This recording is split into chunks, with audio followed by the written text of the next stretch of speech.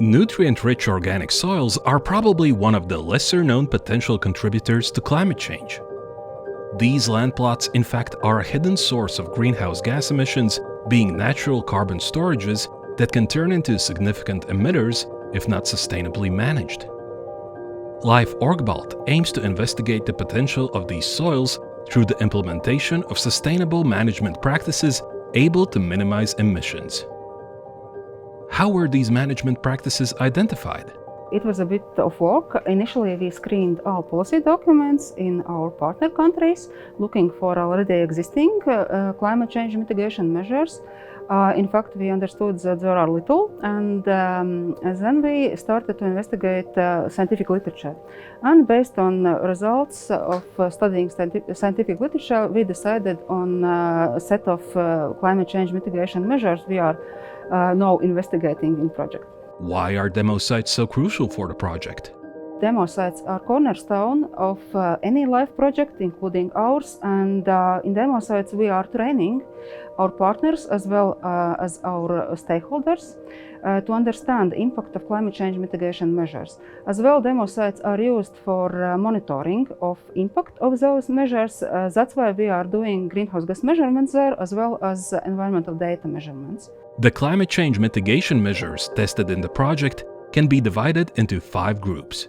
2 within the forest sector and 3 within the agricultural sector. For forestry climate change mitigation measures, we have 2 key groups. Measures related to afforestation and forest restoration, measures that aim at increased forest carbon stocks through the modification of forest management practices. Let's find out about their main characteristics and benefits.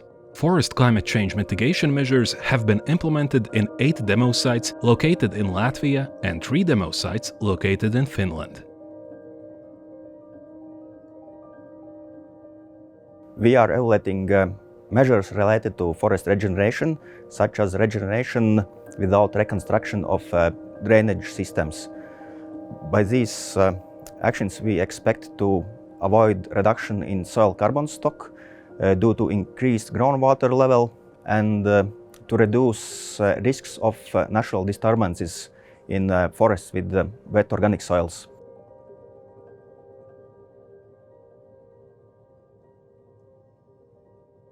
Regarding measurements aiming to increase forest carbon stocks and potentially reduce soil greenhouse gas emissions, we are demonstrating modified forest management practices such as wood ash application after commercial felling and planting of black alder in riparian buffer zones. By these measures, we expect increased increment in living biomass and as a result also increased stock in pools such as living biomass, dead wood, litter, soil, and also harvested wood products. What about Finland? Are there significant regional differences in the characteristics and benefits of measures involving the modification of forest management practices? Yes, we do share many similarities, but also our climate and geology and hydrology are different to varying extent, and of course that must be reflected in the management. And our drainage systems are more intensive in Finland, so our water levels are deeper as a rule compared to Baltic conditions, and they of course vary across our long country. And it's because of the water level management issues that we are focusing on continuous cover forestry, because we see that that offers us a possibility to control soil water level in a manner that it remains higher than with conventional management, and that should reduce the soil emissions. For agricultural climate change mitigation measures, we have 3 key groups. Measures involving change of crop type, measures involving complete or partial afforestation, measures involving climate-smart drainage activities. Agricultural climate change mitigation measures have been implemented in 6 demo sites located in Latvia.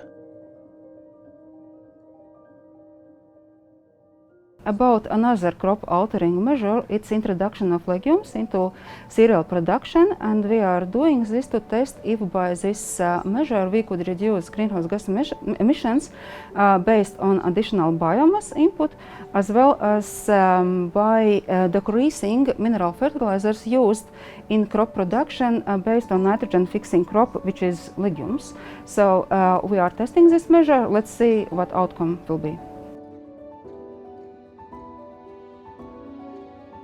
The main characteristic of this measure is land use change, and we are changing land use from agricultural land to forestry land, or we are establishing agroforestry systems.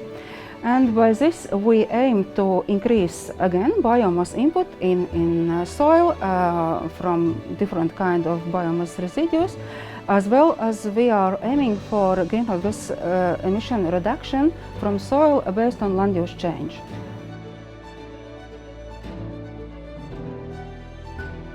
The main idea of the measure of controlled drainage in grasslands is to hold water in agricultural fields during seasons when drainage is not needed. This is ensured by incorporating a water level control structure in the existing or newly installed subsurface drainage system.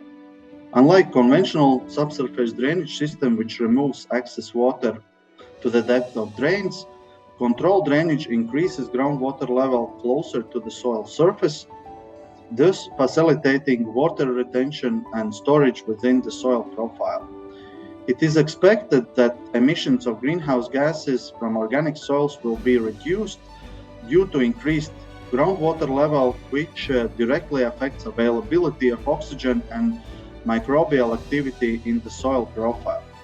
Initially, this practice of controlled drainage has been designed for water quality purposes, but we can see that this can be also adapted for reduction of greenhouse gases emissions. The measure of conversion of cropland used for cereal production into grassland, considering periodic plowing, will reduce emissions of greenhouse gases as agricultural land utilized for grassland is plowed and grass seeded every 3 to 4 years, in comparison with annual performance of such field operations in case of cereals. By using this practice, soil disturbance causing mineralization of organic matter is substantially reduced. Nutrients-rich organic soils are complex yet not completely investigated soils with fascinating potentials. Their being able to act either as carbon sink and greenhouse gas source brought them to the center of the political debate on climate change.